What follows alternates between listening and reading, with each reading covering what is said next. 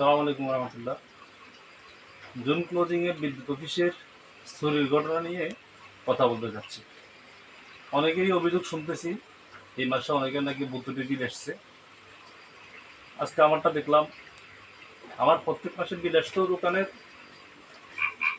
কোনো মাসে 800, কোনো মাসে 700, কোনো মাসে 600, যখন আমাদের অন সিজন থাকে। এখন হচ্ছে আমাদের অফ সিজন, বর্ষাকালে সাধারণত আমাদের মেশিন চলে না। মেশিন চললে দোকানের বিল সাধারণত 800, 1000, কোনো সময় 1200 আসতো। 1200 সর্বোচ্চ, এটা খুবই রেয়ার পার্সন।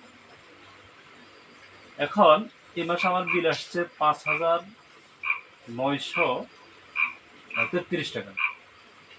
অবাক হলাম, যেটা মিটার লাগানোর পর থেকে এটাই সর্বোচ্চ।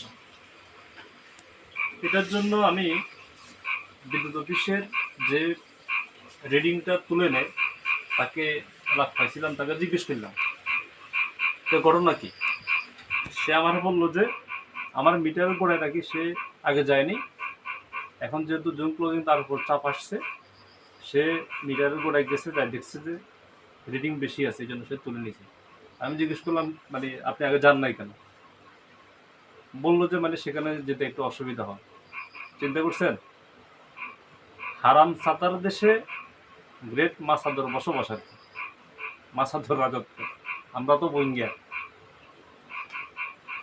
এই দুরা ব্যাটারি গিয়ে হারায়, মিটার হয়েছে ওই মাথার উপরে, ব্যাটারি গিয়ে এটা খায় খায় এনে এনে চায়। কখনো শেয়ার দিলে হয়তো লাখ খাইতো না, হয়তো মিটার রেটিং দেখতো না, হাতে কিন্তু আসল রেটিং তুলে নিব। হাতে নিচে খাই, যতটুকু দেখে আমার চশমা একখান আছে, চশমার এনে 100 করে এনে কানা করে এনে করে চায়, আবার 100 করে এনে করে চায়। তো হাতে কিন্তু আসল রেটিং তুলে নিব। হ্যাঁ তো কোথায় তুলে, হয়তো আমি যে লিখবই। আমি মানুষকে খাটো করার উদ্দেশ্যে বলছি না, যে যে কাজে পারফেক্ট বা যার জন্য যে কাজ। আরে ভাই, মিটার তো সাধারণত উপরে থাকে, মিটার তো আর ফাইন নিচে থাকে না। যে একটা লম্বা মানুষ তো লাগবে এখানে মিটার রিডিংটা তোলার জন্য, একটা উপযুক্ত মানুষ তো লাগবে। আমরা যারা তারা আনি এক ব্যাটারি গিয়ার যদি লাগাই দেন, হাতে মিটার রিডিং তুলতে পারবো? তো হাতে এই কামটা করছে, চিন্তাটা করেন।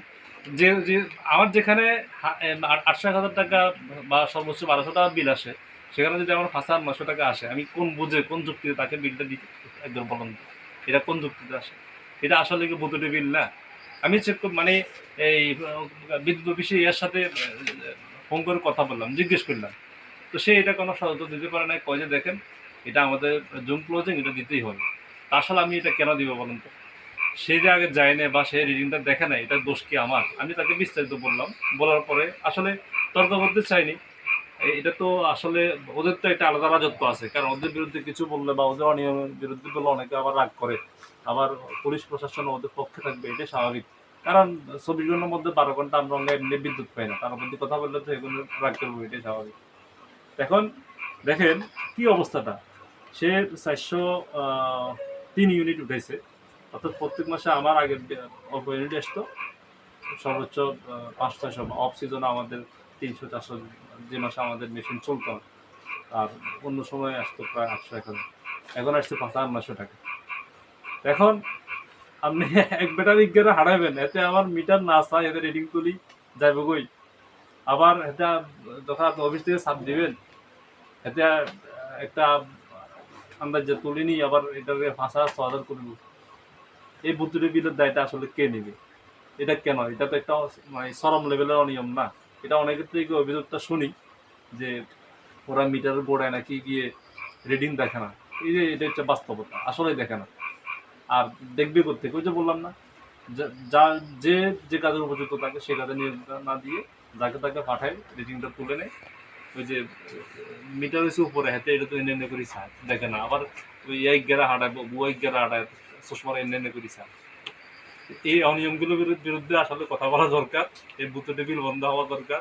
আমরা যারা গ্রাহক আছি, আমাদেরকে এটা থেকে আসলে উদ্ধার বা পরিত্রাণ পাওয়ার জন্য একটা আসলে উপযুক্ত ব্যবস্থা করা দরকার। আমি এই বিদ্যুৎ অফিসের এই ক্যারেন্সালি, এই 2 নম্বরই এবং এই জোন ক্লোজিংয়ে এদের এই বাটপাড়ির প্রতিবাদ জানাচ্ছি। আমি এটা প্রতিবাদ জানিয়ে রাখলাম।